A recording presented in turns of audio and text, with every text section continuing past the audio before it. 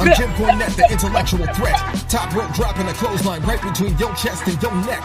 Give you a pile driver, stand and spit on you. No respect. Body slams on multiple surfaces. They say I'm the best and the worst at this. Dominance wasn't working when I was feeling worthlessness. I'm passionate about what my purpose is. The pinnacle of human achievement has nothing to do with your purchases. I'm drop kicking you back to reality. This ring fucking hurts. It's a different brutality. Take a 310 to Yuma and fuck Wheeler Yuta. I'm the acrobatic blade runner who can switch blades in 6 ways and perform a perfect suplex. And that's it. The match is over. Check on my opponent as I turn to the crowd. Now throw the X up and listen to the boos get so loud. Now throw your guns up and be proud. One, go. One, go. Yo, what's up, everybody out there in the world, in the land? It's your boy Brian. My camera got knocked over. What the fuck?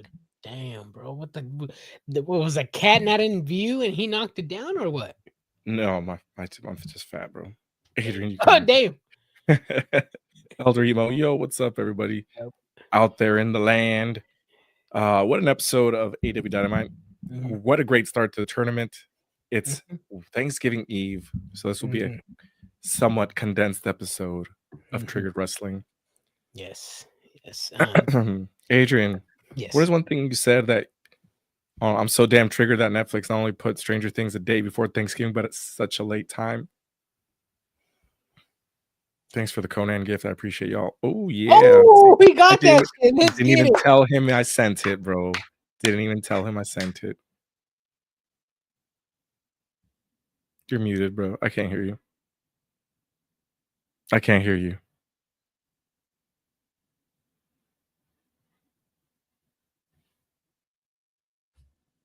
He's muted. He's not muted. I still can't hear him. Says your mic isn't connected. He'll be back because he's having technical difficulties. But what an episode of AEW Dynamite. Start of the Continental Classic. It started off with a banger. My daughter stole stickers. Motherfucking kids, bro. No, still can't hear you. Go do the test. He's having technical difficulties. He probably needs a new cable. But how did you guys enjoy this episode of AEW Dynamite? The Continental Classic, Okada versus Kyle motherfucking Fletcher. Match of the night, Brian. Yeah, it's got to be Fletcher and Okada match of the night. They're spamming fucking finishers the entire time. But hey, it's a sicko match. It's a contest of athleticism. Say something? What's up? There we go. Okay. Elder Emo says he didn't watch it. Mountain Dew Baja Blast match of the night. Not sponsored by Mountain Dew, but one day it will be. Kyle Fletcher? Yes, as it should, man. I was a little bit surprised, I'm over there with my family, as a Latino Mexican, we have big families. Some of my family is celebrating Thanksgiving today because our family is just so big. They can't fit in one household. We had to spread Thanksgiving for like 4 days. I'm sorry if I didn't check in with some OGs. I know I had to check in with my anniversary, but I'll check in the future. Sorry. But yes, I did not expect Kyle Fletcher and Kazuchika Okada to open to the show, honestly. And that match was great. I expected they announced it. It was when they announced that was going to be the opening match. Well, I wasn't really on my phone, but I was surprised that it was. But let me tell you, it was a great opening to the Continental Classic match. As a fan of wrestling, I expected something like this. And would you say Kyle Fletcher winning was an upset? He beat him last year too. I consider it an upset still, yes. Yeah. But at the end of the day, it doesn't mean anything because he beat him last time. We'll see. To me, what was more interesting was after the match, the handshake, because Okada was about to give him the bird, but he doesn't. He shakes his hand. What does Takeshi think about this? Because he didn't want to shake his hand, and they're on the same team. Oof. So I don't know what Takeshita thinks. I mean, I'm sure he still doesn't trust Okada. I'm sure he feels a little bit disrespected by Okada. He's flipping him off. He's not really being a tag team partner when they share the ring together. Yeah. And obviously Takeshita, he's an IWGP champion. He sees what his worth is, and he's looking at Okada and he's like, you were yesterday's news. I'm the future. You should be respecting me. But as a youngin, Okada's treating him like a youngin. And I'm liking the feud. I'm liking the little tension that they both have. Look, they haven't gone physically with each other on purpose. It's always done either unintentionally or by mistake. But once these two individuals lock up, it's going to be a must-see match, man, and I'm excited for it. Exactly. Okada's absolutely not happy about the loss. Of course not. Did you see his face? Takeshita and Fletcher they're reporting on him because he was the only one that didn't come out to the brawl to end the show. Can you imagine the show going off the air and they were a couple seconds away from just ending the show and then them keep brawling? Yeah, I could imagine that, man, especially when there's 10 minutes of footage still left on the show. Yeah, no, some would say I could be extremely disappointed, especially when you just give me a little tease, especially when you're building a huge match. Because Kazuchika Okada and Konosuke Takeshita, but I mean other shows have done the same thing. But yeah, that's another conversation for another day. That match almost made up for Kyle losing the title on Saturday. Yeah, I don't know. I'm more intrigued about him than I am about Okada and Takeshita, to be honest. Kyle Fletcher? That's my dude. That's my dude. Honestly, that is my favorite character in AEW. Mm-hmm. Better than Hangman, better than Swerve. If I was a betting man, I'd put all my money on Kyle Fletcher. Oh, yeah. Yeah. Kyle Fletcher is one of those people that, being in AEW, considering how the locker room is, or at least how we believe the locker room is, you would think Kyle Fletcher would not be that one guy that you would put your chips all in. But being how he changed his physique, he went into the gym, he worked on his body, worked on his character, being aligned with Don Callis, maybe teaching a few things or two. And he's got a good fucking look too with the all pink outfit, bro. Come on, man. The all pink outfit. I mean, some say he could be Sid from Toy Story. I don't know. Mm-hmm. But yeah, Kyle Fletcher does have it all. I mean, physique, wrestling, promo skills. I'm sure with a little bit more guidance, he can be somebody in AEW and potentially the wrestling world. Exactly.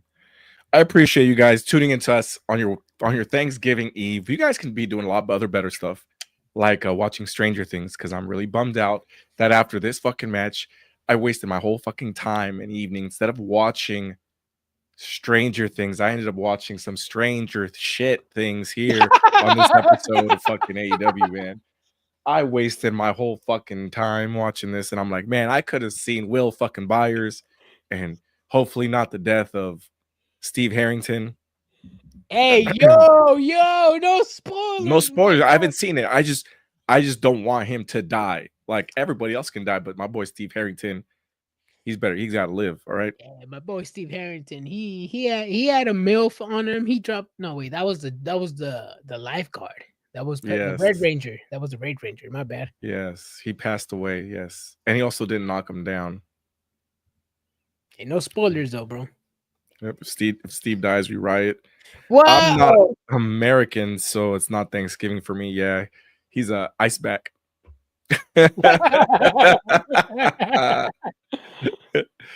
Yeah. Well, you know what?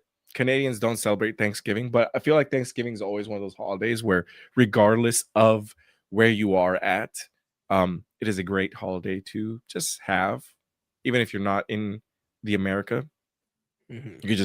I'm thankful for this episode of AEW Dynamite. I'm thankful thank God for the New Day. That's another one.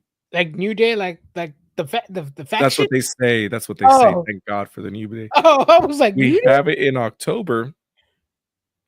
What day in October?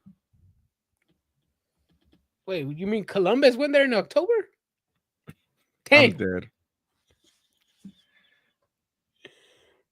Crazy. As soon as I get off work, I'm watching Stranger. As soon as I get off of work, bro, I'm watching Stranger Things too.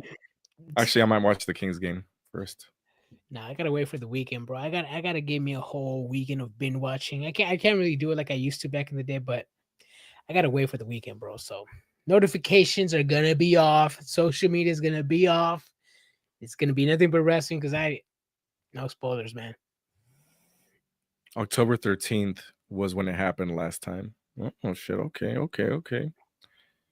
Well, Adrian, let me whip this out. Oh god damn. Kenny Omega says, "Who says the Bucks don't deserve a second chance after everything?" And of course, I already knew the Young Bucks were already going to be in the locker room with him, and they were. Piss break segment.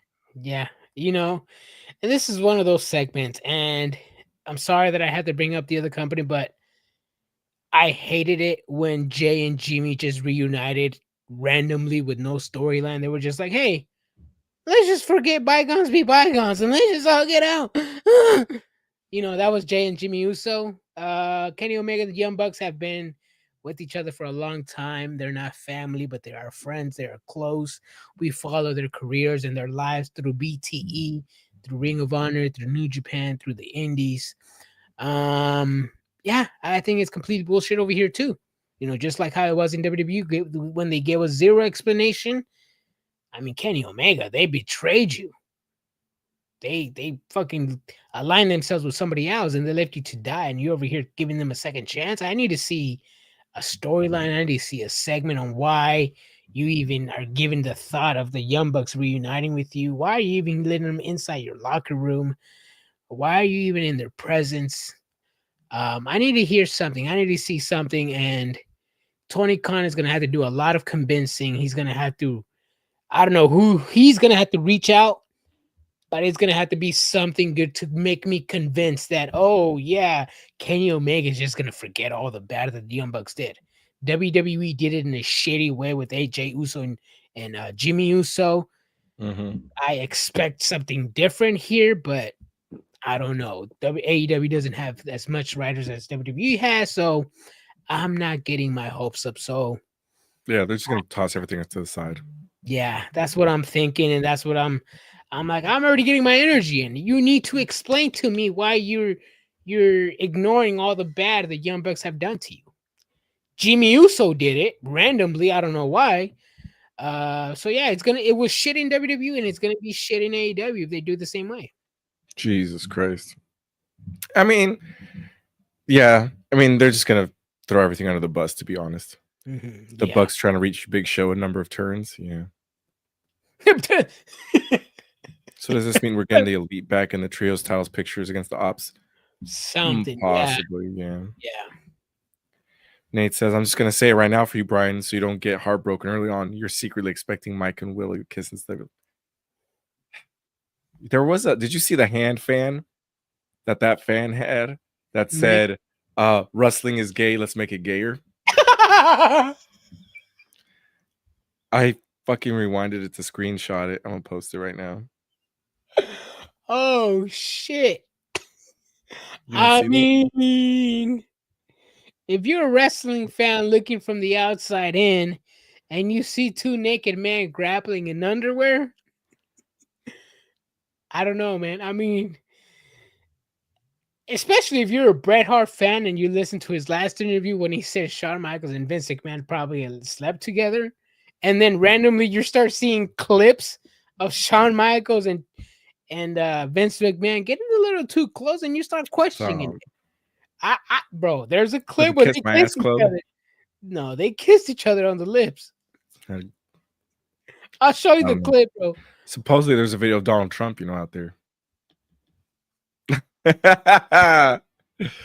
Who knows, man? Who knows? AI is a hell of a bitch, though.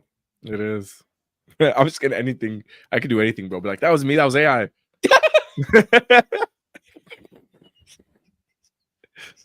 Shit. I saw a video of a bird talking to Alexa and being like, Alexa, play music. And then Alexa plays the music and the bird starts dancing. And then you hear the owner go, what are you doing? Alexa, turn it off. It's 2 a.m. Yeah. Let's see. Yo, I'm at a Friendsgiving. I had them throw on AEW for a bit, but I missed 80% of the show. They're probably like, why the hell is this big fucking bald guy looking like a Jason Statham struggling to beat this scrawny kid with jeans? With jeans. That doesn't really care. He's just like... doesn't care. And why did they have this match 2 weeks ago? But Moxie and Claudio and Orange Cassidy. Yeah, they did. You quickly you forget. It ended the exact same way too. Really? Yeah, no. You tossed them up like a little baby. Got him with one of these. Yeah, no. If it's the same way, then yeah, no. Especially the first day of the Continental Classic, maybe the last day, kind of not being so close. Forget. Give 10 people to forget. Yeah. It was for the one of the matches for advantage matches for Blood and Guts. Oh, you're right. Mm-hmm. You're right. This one didn't hit as good as the other one did. I'll be honest, no, it did not. See, and I think that's the problem with AEW, and I think that's something that we both agreed on. Like the pace of the show, it's like so well booked, so badly placed together that the main event is like the opener, or the main event is the mid card of the match, you know, or you have like a piss break match as the co-main event or the main event, like. Mm-hmm. And that's something that the AEW desperately needs to fix, because you know when you have a 3-hour show like on Dynamite, like a special show, you have a mid-card match as the main event. Like, come on, ain't nobody gonna be up for 3 hours to watch that main event. Hell, motherfucking not, bro. I think they're doing one for Christmas, a 3-hour show again. But probably. Like last week's episode was, I think it was decent paced, you know, with the Mercedes Moné being the main event, it was in Boston. It was her hometown. It was okay, but the previous ones were just, they weren't hitting. I mean, we watched the show live. We did a watch along while the show was going on because it was just not entertaining. Yeah, it's not entertaining. It's not worth watching, honestly. No, there's certain things. I think it was like Okada versus Máscara Dorada. Yeah. But at the same time, it's like it's not really pertinent because it was for the CMLL title, bro. I didn't expect Okada to win. Wait, did he win? Well, it was for which title was it for? I think Continental or... Oh, yeah, it was for one of those titles. Yeah. So apparently he relinquished the title to put it up for grabs for the winner in this. So I honestly thought it was... I don't know why I think I only looked up the rules the first time or the second time that the Continental Classic was around. This year, I didn't really look them up. I thought that the loser, that the champion holder, if he lost, I thought the title gets handed over to the person who beat him. No, when Eddie Kingston, he won the original time, right? Mm-hmm. Yeah, the first one. So when he went into it the second time, he lost the match, but he was still champion till the end. Mm-hmm. Got it. Yeah, literally lost him at Mox. I mean, that's the wrestler that would lose you the viewers for sure. Mm-hmm.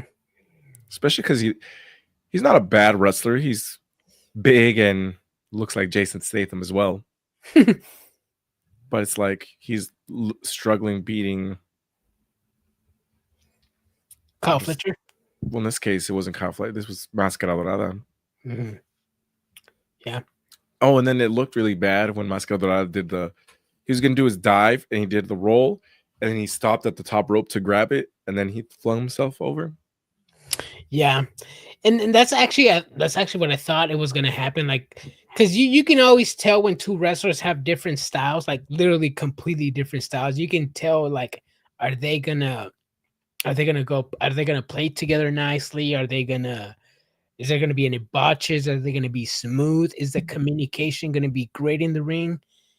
I didn't think it was gonna be great because, I mean, knowing Máscara Dorada style and Moxie style, mm-hmm.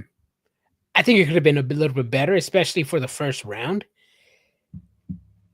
And also, I mean, I also don't know how Máscara Dorada's English is. I don't know how Moxie's Spanish is. So there was room for error all over the match. So yeah. I was not putting this match as like a top must-view match, in my opinion. I did like the ending, though. I like the ending of the Darce choke. He choked him out. I'm okay with the ending. It was a good ending. Makes Moxley look somewhat like a badass again. One of the things that they kept saying over and over and over again was, oh, man, Roderick Strong's in this tournament. Oh, Kyle Fletcher would have loved to have been in this tournament. But, you know, he got a beat down from the Death Riders after Full Gear. And I was like, did they beat him down? They just stomped on him like twice, and that was it. Yeah, the Moxie beat him up, and they stomped on him. Then, yeah, they separated. Yeah, but it wasn't like no, they jumped them. It was just like they came and went 90 seconds, probably 2 minutes. Yeah, just 2 stomps, and that was it. Yeah. So I think he really is fucking injured. That sucks. That sucks. Yeah. Moxley really did put him out. Damn, that fucking sucks. He's like, you broke your arm choking me in my neck. That takes some skills, bro. He's got that neck strong. Neck strong. Neck strong. What was it? Was it a choke? No, it was an ankle lock. Was it ankle lock? Ankle lock. Oh, yeah, it was. Yep. Mm-hmm. They already announced it's Claudio versus Mox next week. Are you serious already? See, this is that bullshit. We were just talking. I was just saying the pace of the show. You know, I honestly would have had this match either the last match or the second to last match of the Continental Classic. Mm-hmm. You know, for storyline purposes, and if the Death Riders are going to turn on Moxley, then it should have been the last match, in my opinion. I mean, I'm okay with Moxley beating Mascara Dorada in the first round. That's him getting recognition from not beating Kyle Fletcher 3 times in a row. So I get the easy dub for Mox. But putting him right into a match with Claudio Castagnoli, that's literally poor booking, in my opinion. I mean, storyline goes out the window. If there's already tension in the faction, you already know there's tension. Mm-hmm. So now that these 2 individuals are going to lock up, there has to be tension after they wrestle. You know, Death Riders are completely different from Kevin Knight and Darby Allin tonight. They were both baby faces. They have no beef with each other. They're just fighting in the tournament. Exactly. Moxley and Claudio are in a faction. There's things going on inside the faction. Storyline wise, personally, I would have put it either at the last day of the tournament. Yep, exactly. He was getting a good push. He was, but I mean, I feel like that's been the story of Kyle O'Reilly's career. As soon as he gets pushed, he gets injured. Actually, yes, that's next strong will take on anyone. Jesus. That's funny. You're tweaking, Adrian. There's more to build from this. I mean, there is, but it's like you gotta let it brew, though. Like, I don't know. I just think there's just like, because like Moxie just got his first dub in the Classic. You know, maybe I don't know. I just didn't expect him so soon to lock up. I just feel like there's a little bit more story to be told before the Death Riders go up against each other. It would have been cool if it was like Jon Moxley needed to beat Claudio to advance into the finals. There you go. And he's like, I need you to lose for me. And then Claudio's like, nah, we're fucking Death Riders, bro. That's not what we fucking do. If you want to win, you got to fucking beat me. That's what I'm talking about. That would have been better. That would have been better.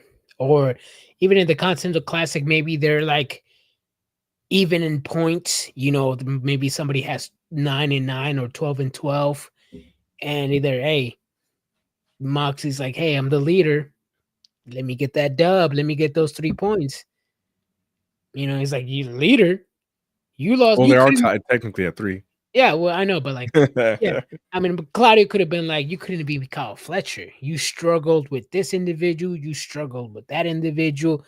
You barely beat the other individual.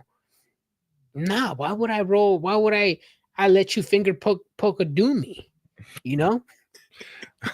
No, that's not right. No, I know, but that's what I'm saying. Like, what would that happen? You know? Let's see. Because picture this. Like you just said, Mox got his first dub. However, he might not win next week against Claudio. And if slow, that puts Claudio in a mindset that he can be the next leader. I could see that. Then that's more of the Moxie doesn't have it anymore. Moxie's is not a leader. Yeah, see, this is why I like talking to wrestling fans. You know, I actually do like to read comments and conversate with people because I like to see what they think in storylines on how they see wrestling. Because I see wrestling my way. You know, I see wrestling my way. You see wrestling your way. You see storylines differently than I do. So I really do enjoy storylines like this, man. I really do enjoy conversating. Do you? I really do, man. Okay. Like I didn't think about this. This is actually good right there. Deuces, Derek. You have a great one, man. Happy Thanksgiving. See you Friday. Because why would they keep Mox as leader if he's being beat up by his backup team? Well, he's not going to be a leader for long.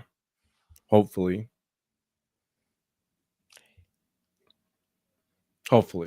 Yeah. What else we got to talk about? Sisters of Sin versus Babes of Wrath. Sisters lose. Yeah. Kind of upset. Yeah, a little bit upset, but I mean, the story, not the storyline. I honestly did want the Sisters of Sin to win, but I mean, you have a super over babyface in Harley Cameron. You have Willow Nightingale, who's a total package, in my opinion, future world champion. I mean, Julia Hart is only, 22 years old. Sky Blue, 23, 24.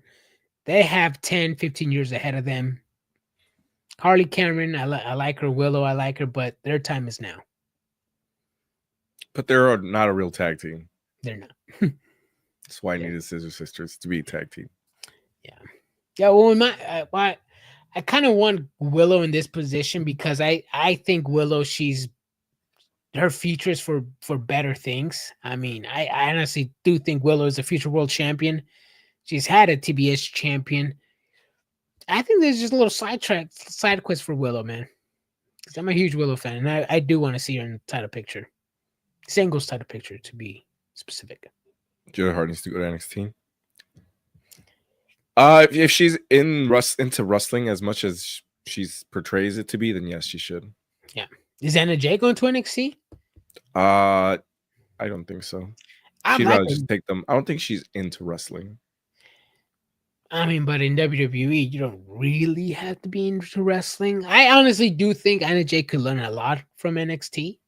To make $70,000, she's staying in AEW. True. Yeah. Harley deserves these dubs with Willow. Keep in mind, Willow's last title was the TBS, and she had the shortest reign out of all women who held it so far. So, in my opinion, she's also very deserving. She is. Yep. I'm not going to take that away from her. I just would have liked an actual tag team to win instead of being.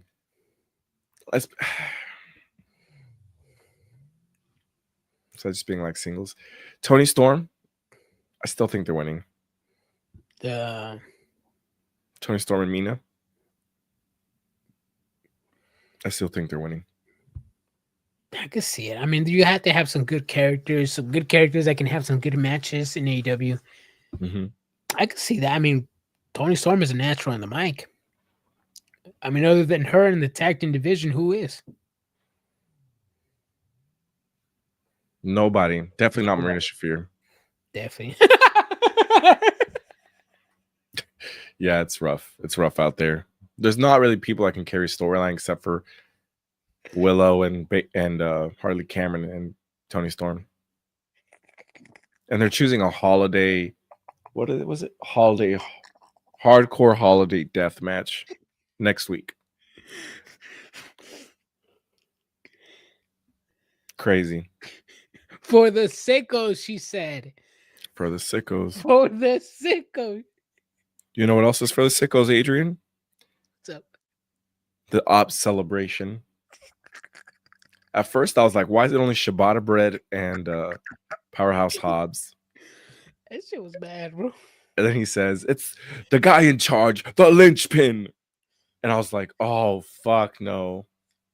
Hook comes out to no pop, absolutely crickets. They turned the volume up even louder to drown it out with the song. He comes out and says, "Yeah, it was me the whole time. I'm the guy in charge. It was my plan." And then he gets interrupted. Thank God. But they did show a good video package that said, "I'm by myself, or am I?" And then, he tapped out quickly to Samoa Joe. And I'm like, okay, then maybe they really put some deep thoughts into the storyline to leave breadcrumbs. They just did it for the wrong guy. Yeah. Like the one time you choose to do this and you do it for Hook. Yeah, and this is something that I've said too. I understand in the wrestling business, you need promo skills and you need some character development to get over with the crowd. I also need you to do some wrestling to get over with the crowd. But Hook, he needs a lot of work. He's been in AEW for what, 4 years? I mean, he has a father that's a legend in ECW. Yeah. Somebody that could teach him how to work, how to talk on the mic. I don't know what it is, but yeah, I mean, I think they're just like, you're Taz's son. You've been in the wing of Chris Jericho. You've been under the wing of Samoa Joe. You've been under the wing of... who else has he been on? Anyways, Eddie you've been under Kingston. Eddie Kingston. You've been under the wing Chris of Jericho. Chris Jericho. You've been under the wing of these people. Why aren't you over? Well, maybe it's not. Maybe it's not Hook. Maybe it's the writers for not writing something good, or maybe it is Hook. But yeah, I agree with you. The breadcrumbs were good, but not for Hook. Like, I mean, he went out there and he was like, "I'm the second best generation wrestler there of all time." I don't even think he believed that. Like, No. I like when Dominic Mysterio goes out there and he says it with based on his voice. He believes it. Therefore, we hate him for saying that. And we're like, "No, you're fucking now. Your father is better. What are you doing?" It's a cheap attempt at copying Dominic Mysterio's character. Oh, it really is. Facts. It really is. Kudos for trying, but it's not working. I just thought of a good ass meme right now. Oh hell yeah! You gonna post it? Yeah, I'm working on it right now. But not when we're live though. I've noticed that not a lot of our shit goes out when we're live. Well, this may be true. Well, I'll say it. I'll just tell you what it is. It's me, Austin. It's like this. What Hook thought he was gonna be living the promo. It was me, Austin. It was me the whole time. He peaked with Hookhausen. He fucking did. He really did. I don't know. He ain't it. He is not it at all. Yeah, no. With Eddie Kingston, it was just an odd, lazy pairing. Even Eddie Kingston was like, "Hook, how could you do that?" I don't even want to talk about it. Yeah, I didn't even want to talk about it. I'm like, damn. So that's what you guys think of Hook? He giving this big character, and the guy he had the guy who he had coming out with for the last month doesn't even want to talk about him. And I gotta say this, Eddie Kingston, this motherfucker has been back for 2 months, and this is the time Tony Khan gives him the TV time to cut a promo, whether it's a vignette, backstage segment. This is the time. Eddie Kingston should have had a promo on his debut return, or at the pay-per-view, or it was a pre-show match, right? No, it wasn't. It was a pre-show match, or any random collision that he's been at. It's like Eddie Kingston came back at the pay-per-view, aligned with Hook, and has been staying quiet. Yeah. Up until today, and he said, "I don't even want to talk about Hook, but you called me out, so I want a title shot, and I gotta go through Shibata." I'm like, what the fuck? Yeah, that's what I was like. Hey, Adrian, you'd be pissed if this was WWE.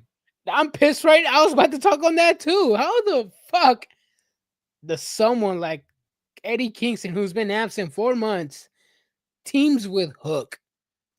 Hook of all people, and says, "Hey, you called me out, Samoa Joe.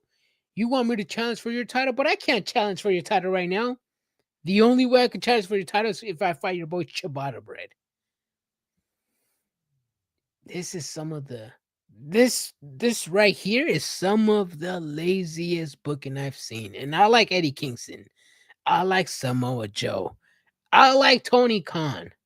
But this is some shitty booking, Brian. Like I don't see any Sicko defending this. Like, how do you get Eddie Kingston from Hook to the world title scene? Yeah, no. If anything, you should have fought a match with Hook first. Like, that's just logical, you know? Like, fight Hook. That's even worse, but yeah. Why wouldn't he fight? I mean, you pretended you played me. I'm gonna play you like a fiddle, bro. Yeah. I don't know. I'm just saying. There's a lot of different ways that this could have gone, but this is not the way I saw it going. Straight to the top. He even said, "Oh, you're calling me out. I'm not a man that is ready in line for a title shot, but if I beat Ciabatta Bread tomorrow, let's do it." I will. He said, "I will." I will be. Damn. And some. Well. See that. I like to talk my shit when it comes to WWE champions not defending their titles, but just because you're defending your titles in AEW does not mean it's an actual title defense. I like Eddie Kingston. Does he deserve a title shot? No, he does not. Does he beat Ciabatta? Does he deserve a title shot? No, he does not. He needs to do a whole lot more to get an AEW world title shot because, let's face it, he's no disrespect. He's Eddie Kingston. He just came back from injury. He has to build his stock up. In my opinion, he hasn't built it up. He certainly has not. He hasn't beat anybody of value. Nope. Definitely not Ciabatta Bread. It's not a value. Definitely Ciabatta's not a nope. No. If anything, Hangman deserves a rematch first.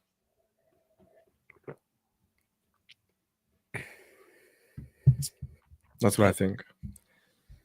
But during this promo, they get interrupted by Hangman Adam Page and Swerve Strickland, and then they take out some putties. The Ops Dojo. They stapled them. They stapled some of the guys. I don't know. I need something better than this. And they never explain anything about an Ops Dojo. They just randomly shut up one day. No, I think Samoa Joe explained it at the pre-show pay-per-view. Oh, okay. Yeah. Right. Let's see. Okay. What did you think about that segment, Adrian? You know how I feel about promos. Already with the Hook thing, I was like, can this shit end already? You know, I heard Swerve's music hit. I was like, okay, let me see what Swerve has to say. Hangman's music hit. I'm like, okay, let me see what Hangman has to say. Then I see a beat down, and I'm like, damn, they didn't even say a word. Mm-hmm. Again, I am a wrestling fan, but I also understand you have to have some promos to develop at least some sort of storyline. I would have liked a few words, not a 10-20 minute promo, maybe 2 minutes. Maybe give me your beat the putties out and then give me your explanation on why is this partnership happening. I think I know why this partnership is happening. I know every wrestling fan knows why this partnership is happening. But storyline wise, I think the fans need to know why. You know, he burned your house. He burned your mom's house down that you spent all this money to get her. You know, Swerve Strickland broke into Hangman Adam Page's home, and was there with Hangman Adam Page's child. You know, this is some serious shit. You know, I need to see a storyline or something how these two individuals made up. You know, my enemy of my friend is my what was that saying? The enemy of my friend is my friend. Yeah, I think we need to see a little bit more storyline. I get what they're doing. I mean, I don't get it at all. Why is Swerve wanting to help Hangman? I gotta remember, just because he has the title. I gotta remember back. I can't really. Who was Hangman's last match at All In? Was it Samoa Joe? Oh, you're right. I think it was Samoa Joe. I forgot. My bad. Yeah, was it Samoa Joe? It was All In, right? Yeah. Because he ended up attacking, but either I don't remember. I'm not gonna pretend to remember. Yeah. It's because nothing that happened All In is memorable, bro. I mean, I could tell you what happened on WrestleMania Night 1. Paul Heyman. We were there. Exactly. Bro. Paul Heyman low blowed Roman Reigns and CM Punk because that's meaningful. I don't remember shit what happened at All In except for what was the main event, Adrian? Samoa All In? Yeah. Heyman Adam Page versus Jon Moxley. That was the main event? Yeah. Okay, so what happened with Samoa Joe and Swerve then? Swerve was injured, so we had a short match. They wrestled against each other? No, it was who was it? Swerve versus who? I'm trying to look up down the card because it was a short match. It wasn't even like an actual match. People were like, "Oh yeah, Swerve Strickland is gonna be out. It's gonna be out for some time." The hell was it? We watched it. I still remember shit. Yeah. Is your Google broken, Adrian? I'm trying to look it up right now. Okay. Either way. While you look that up, Adrian, Darby Allin versus Kevin Knight. Kevin Knight picks up the dub. This is shit that I hate because they spend all this time building up Darby Allin. Let's see. In the weeks leading up to All In, where Hangman fought Mox, he and Swerve got into some altercations, and Swerve admitted that he deserved to have his house burned down. So the collision before All In, they talked. Yes.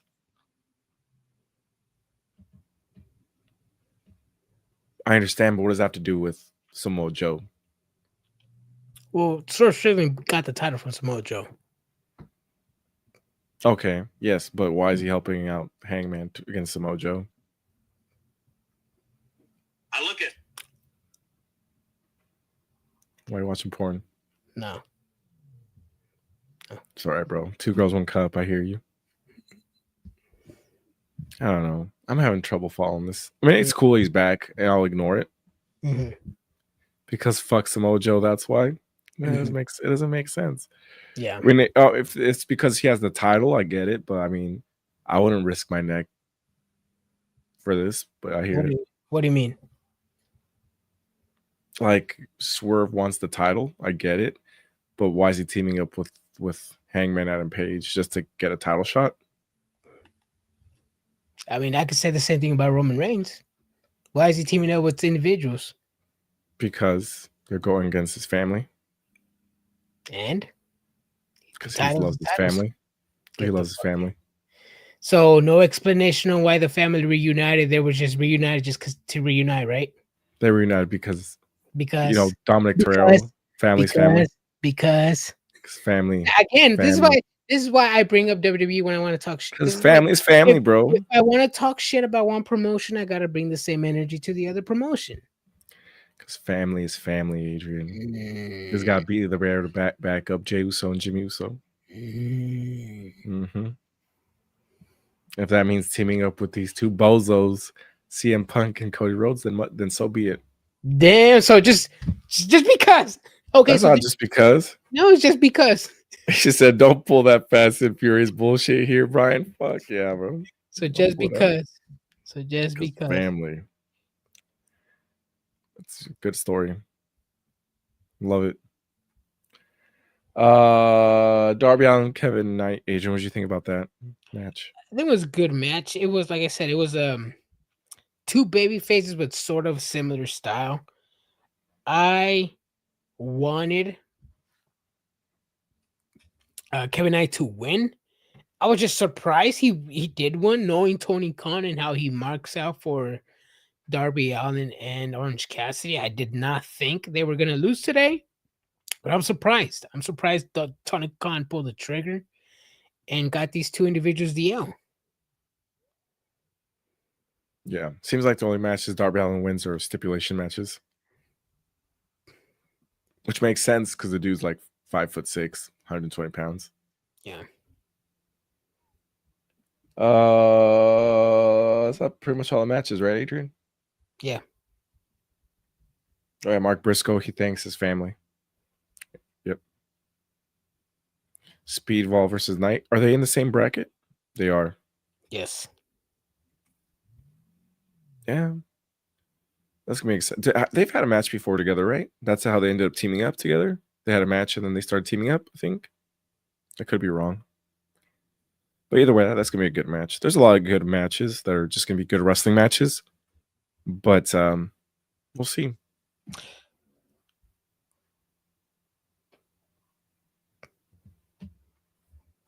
Any other topics you want to discuss, Adrian? I know you're telling me about Becky Lynch and Lacey Evans. Oh, yes.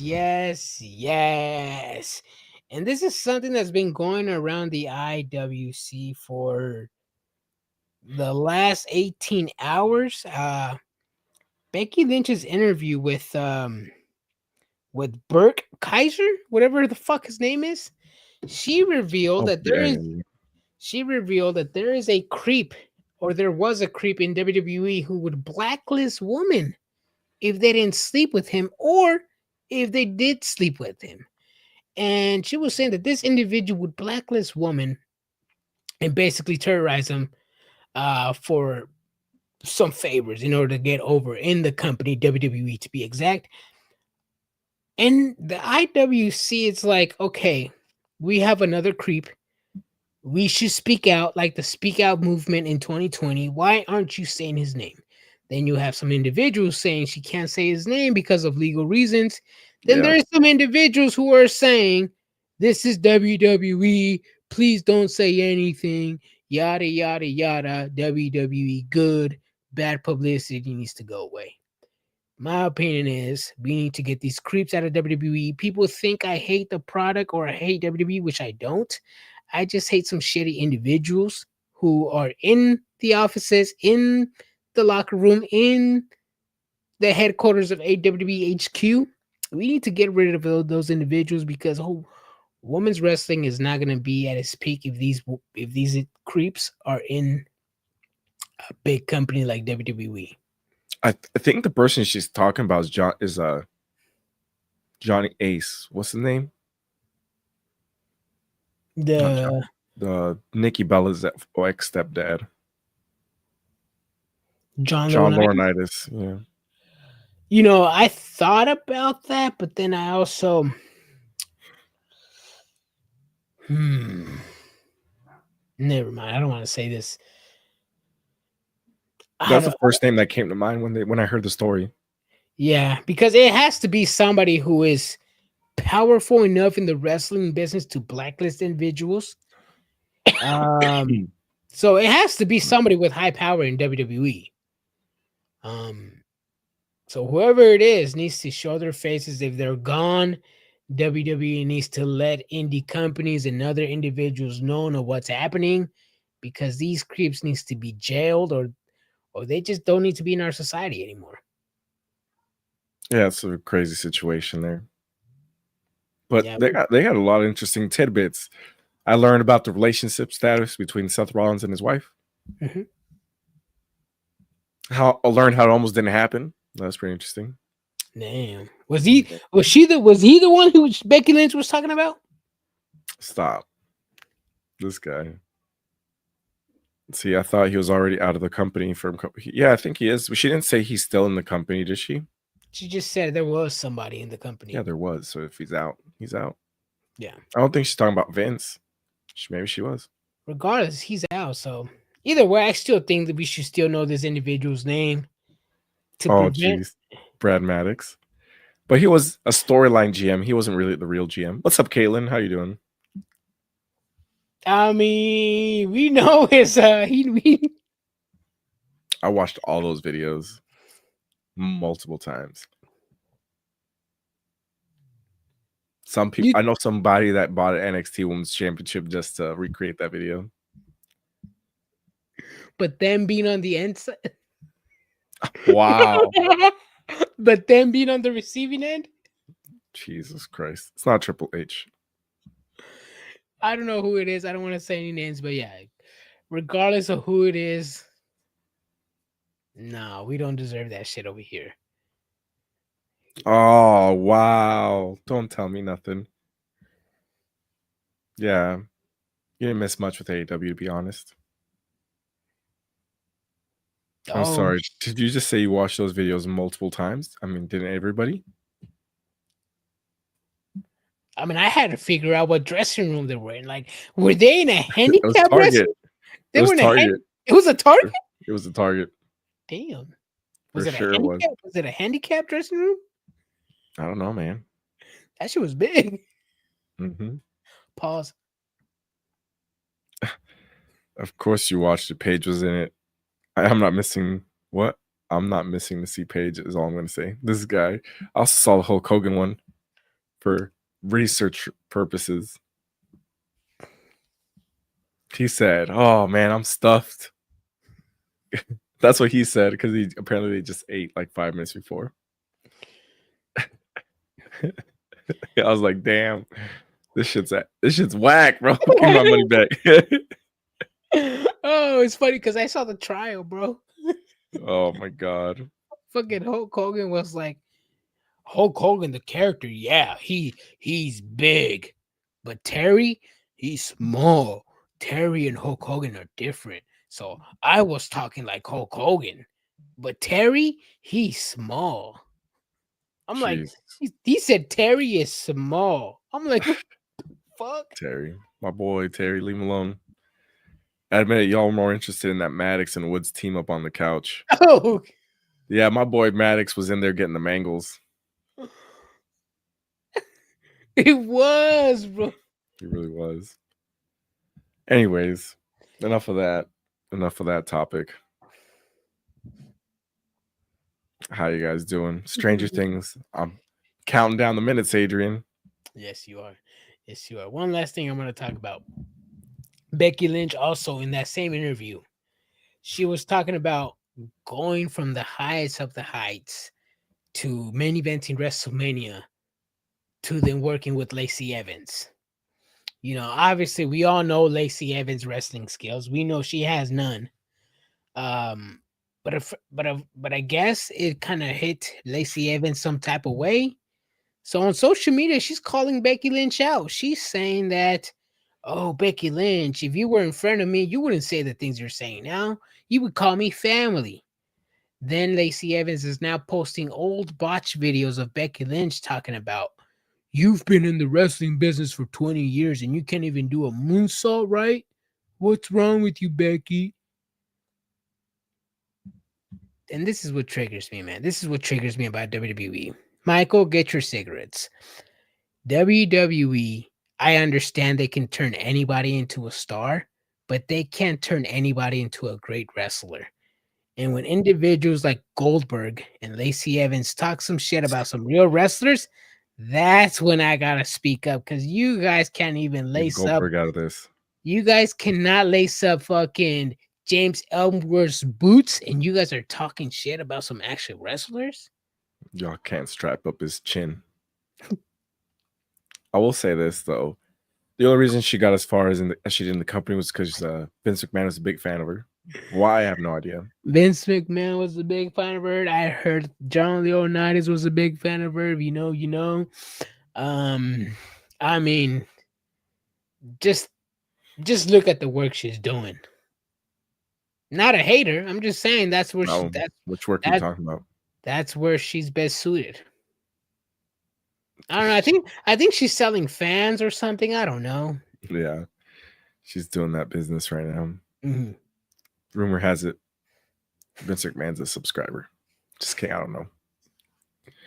Vince saw the videos as well and got more eager to see her on the main roster. That's why I'm weak as hell. No, she did that after the fact, right? I don't know. I just know she was in the Marines, right? I think so, yeah. I don't know. She's probably not going to wrestle again. No. Any other topics, Adrian? No, I'm pretty much set. Oh, last one. I don't know if it's just the wrestling mark in me, or just the hater in me. But I'm low-key agreeing with Russo in this topic over here that he's talking about. And he said when he first signed with WWE, he told Vince McMahon, "Hey Vince, if I don't deliver you in ratings, if I don't make the product any better, if I don't keep the viewers on Monday nights, then you should fire me." That's what Vince Russo told to Vince McMahon, allegedly, according to Vince Russo. Now, Vince Russo is saying that if WWE does under 1 million views, then that is a problem. And whoever's involved with that 1 million views or below should be fired. Low key, I kind of agree.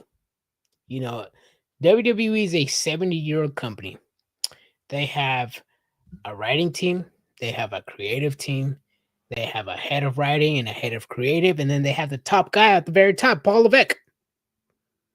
So if the storyline and all the matches are all ads at the very bottom, and somehow they get approved to the very, very, very, very top, somebody has to get blamed for it. And I'll be honest, anything under 1.5 million viewers is considered a failure, in my opinion, with WWE. Not 18 months ago, you're on mute, Brian. 18 months ago, they were doing 2.5 million views on Fox. It was Halloween, and on top of it being Halloween, it was also Game 7 of the World Series. Yeah. Next Wednesday, December 24th, Adrian, it's Dynamite. Yes. If they get under 300,000 people, what are you going to say? Yeah, it's going to be a failure. But I've seen a lower number than that. But let me tell you this, Brian. Dynamite? Let me tell you this. How old is AEW and how old is WWE? And then before you answer, does AEW have a writing and creative team separately? Do they have a head of creative and a head of writer? They have Ghostbusters. And do they have a top? I know they have a top guy. But being a 70-year-old company, you know what works. You know what doesn't. You've seen the product. You can go on YouTube and see what works and see what doesn't. But when nothing works, it was the holiday, Adrian, because they immediately popped up right above it. I understand, Brian. But when you're at 2.6 million, and then 16 months later you're at 900,000 viewers. They went from free TV, Adrian, to network TV. To cable TV. So you mean to tell me the followers don't even watch the product? The fathers? The followers? Yeah, no. Maybe Brian, not. If you have to buy cable for it, then no. Brian, I understand. Hey, we both know a guy that loves wrestling and does not watch wrestling. Oh, that is facts. That is because he's a struggling father, working to feed his kids. That's true. He's like, man, I'm so upset SmackDown isn't on Fox anymore. Now I have to buy cable to watch it. That's true. Yeah, that's an anecdote, but I'm sure there's a lot more. Yeah. Either way, it happens, Adrian. Yeah. I mean, I wish I could throw down $9.99 to watch Ring of Honor TV. Let me ask you this though: if you start seeing empty hard camps in 2026, you start seeing viewership on SmackDown get between 900 and 1.3 million. I'll just say there's 500,000 on Max. That's fine. They got 500,000 on Peacock. That's fine.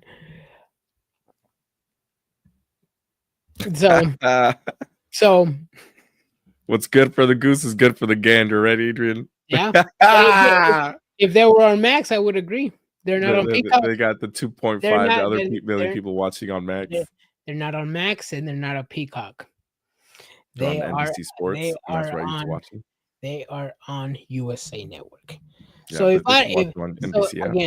if I see hard camps in 2026 and I see viewership from 900 to 1.3, it's gonna be a failure to me. WWE is a 70-year-old company. They should be doing 2.5 and up. Sue me if you think I'm hating. Call me a fucking hater, but you WWE fans like to glaze, like to be on your knees. But when it comes to the viewership, people don't like it. People like it, Adrian. It was just holiday. You're going off of 1 week. You want to go over the past weeks for AEW? Let's do that. That's what I'm bringing it up in 2026. I'm already seeing ticket sales after December 13, and they are not looking good. He said, what is this guy saying? He says, funny trying to compare Stranger Things to AEW Dynamite. I never did that. Who did that? I said, AEW ratings are going to suck because everybody would rather watch Stranger Things. That's what that meant. Their fucking Netflix shut down for a little bit. Yeah. Too many people trying to watch Netflix. Crazy. So was Stranger Things out at midnight last night or what? It was out at 5 p.m. today. Exact same start time as AEW. Really? I saw somebody was watching it already yesterday. Today, 5 p.m. Really? Yep.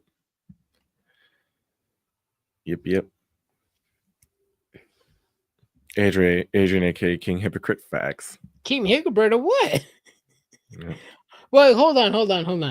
I think Michael knows I think I know what he's referring to. And he's referring to.